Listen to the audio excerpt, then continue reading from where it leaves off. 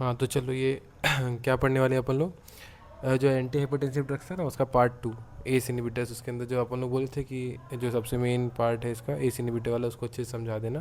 तो जब जब आंसर लिखना ना बेसिकली, तो इसके बारे में समझाना, फिर टाइप्स ऑफ हाइपरटेंशन बताना, फिर देखो ये ड्रग्स बताना कि ये इसका क्लासिफिकेशन है, ये इसका मैकेनिज्म ऑफ एक्शन है। उसके बाद एस इनहिबिटर्स को अच्छे से समझा देना, फिर एट लास्ट इनको समझाना, ठीक है ना।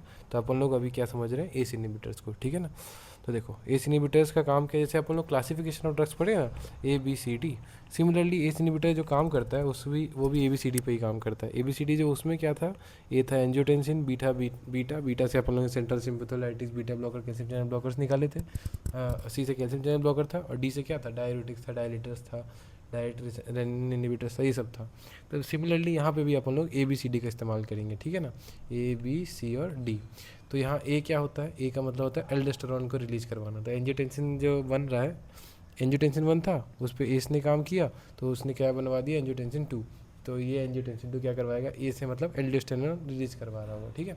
तो ये एल्डोस्टेरोन किडनी पे जाके एक्ट करेगा, और फिर वहाँ पे सोडियम और H2 को रिटेंशन करवा देगा, तो बीपी बढ़ जाएगा।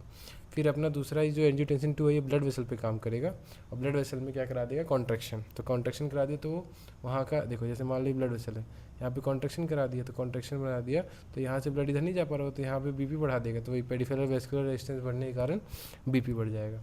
सी क्या होता है, हार्ट में चेंजेस करना, हार्ट का रिमॉडलिंग कराना, तो कार्डियक हाइपरट्रोफी और रिमॉडलिंग को ठीक करता है, तो ये बीपी उसके कारण भी बढ़ता है। और डी मतलब क्या, दयालु, दयालु मतलब सिंपैथेटिक, मतलब सिंपैथोमिमेटिक एक्शन करेगा, उसके कारण भी बीपी बढ़ जाएगा। तो कितने एक्शन हुए अपने एस के कारण, एस ने एंजियोटेंसिन 2 बनवाया, उसने काम किया ए बी सी और डी। ए वाला पार्ट क्या हुआ, एल्डोस्टेरोन रिलीज करवाना, जो कि सोडियम और वाटर का रिटेंशन करवाएगा। बी का काम क्या हुआ, ब्लड वेसल का कॉन्ट्रैक्शन कराना, जो बीपी को बढ़वाएगा पेरिफेरल वेस्कुलर रेजिस्टेंस बढ़ा के। सी का काम क्या हुआ, कार्डियक हाइपरट्रोफी और रिमॉडलिंग कराना, जिसके कारण बीपी ठीक होगा। और डी का काम मतलब क्या हो गया, डी बेसिकली क्या था अपना, डी था दयालु, दयालु से सिंपैथी मतलब सिंपैथोमाइमेटिक एक्शन, सिंपल। ये इसका हो गया अपना क्या, नॉर्मल फिजियोलॉजी। फिर देखते हैं इसका मैकेनिज्म ऑफ एक्शन।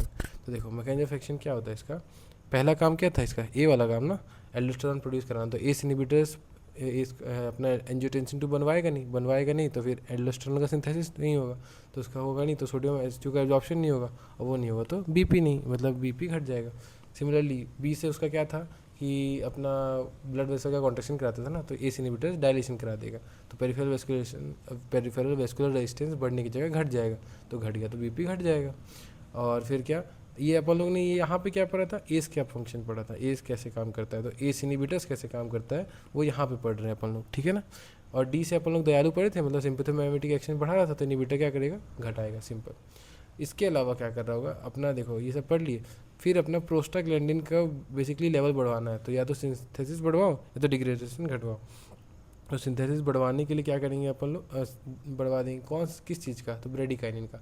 और डिग्रेडेशन भी किसका घटवाएगा, ब्रेडिकाइनिन का, सिंपल।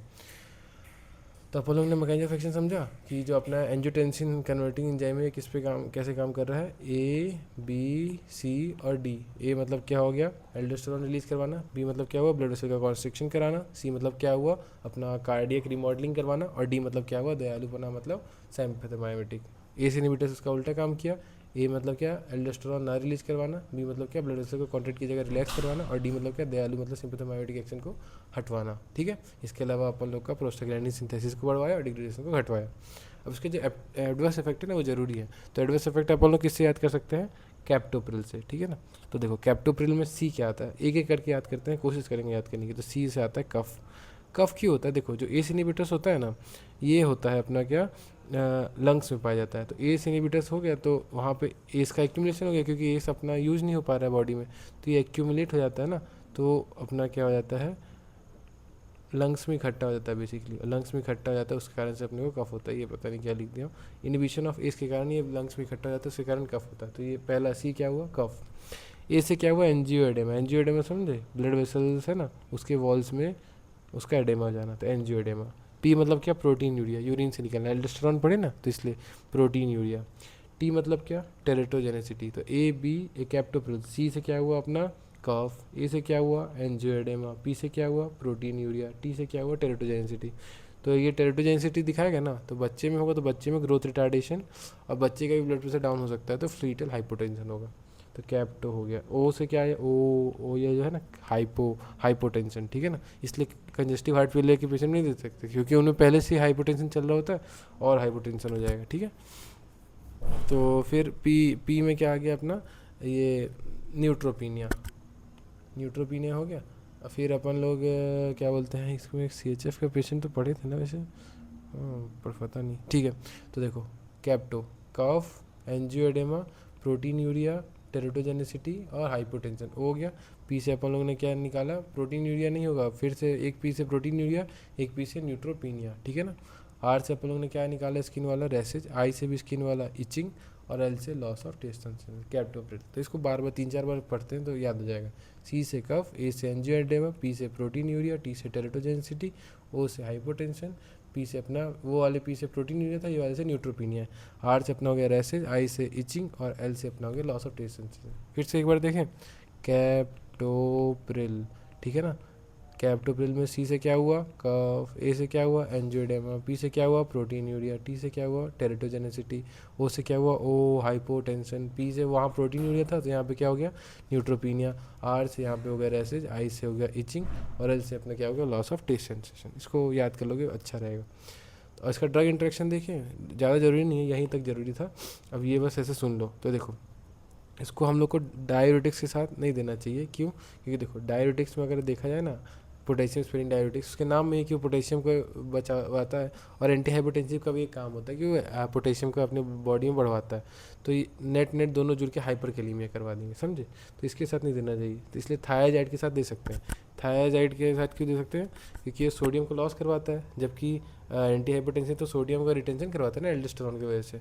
तो ये सिनर्जिस्टिक इफेक्ट दिखाया था, इसलिए इसके साथ दे सकते हैं कि एक लॉस करवा रहा है, एक वो दिखा रहा है, तो ठीक है। दूसरा NSAID की बात करें ना, तो देखो अपने को ना, जब भी ये बेसिकली एस इनहिबिटर काम किया था अपने बॉडी में, प्रोस्टाग्लैंडिन का लेवल बढ़ाना। ब्रेडिकाइनिन एक टाइप का प्रोस्टाग्लैंडिन ही है, तो उसका लेवल बढ़वाना, पर NSAID अपने अंदर प्रोस्टाग्लैंडिन का लेवल घटवाती है, समझे। तो वही ये दोनों उल्टा काम करते हैं, इसलिए हाइपरटेंसिव इफेक्ट घट जाता है। तो डायबिटिक्स में अगर पोटेशियम स्पेरिंग देंगे तो हाइपरकैलेमिया पाया जाएगा, जबकि थायराइड देंगे तो ठीक रहेगा, सिनर्जिस्टिक। और NSAID थी तो वो प्रोस्टाग्लैंडिन का लेवल घटवाएगा, मतलब हाइपरटेंसिव का इफेक्ट घटवा रहा होगा। यूजेस वही सिंपल, हाइपरटेंशन में दे रहे होंगे, उसके बाद बर्ड हार्ट वाले डिजीज़ में, और किडनी वाले। हार्ट में क्या था, MI और CHF था ना, उसमें दे सकते हैं। ये CHF पेशेंट 2 बार लिखा है ना, तो इसमें क्या होता है, ये बहुत सारे टाइप के हार्ट फेलियर होते हैं, तब मैं समझाऊंगा कैसे कि इनमें देना है किसमें नहीं देना। और किडनी, तो किडनी में डायबिटिक नेफ्रोपैथी, और ये रट लो, स्क्लेरोडर्मल रीनल क्राइसिस, सिंपल, समझे। चलो।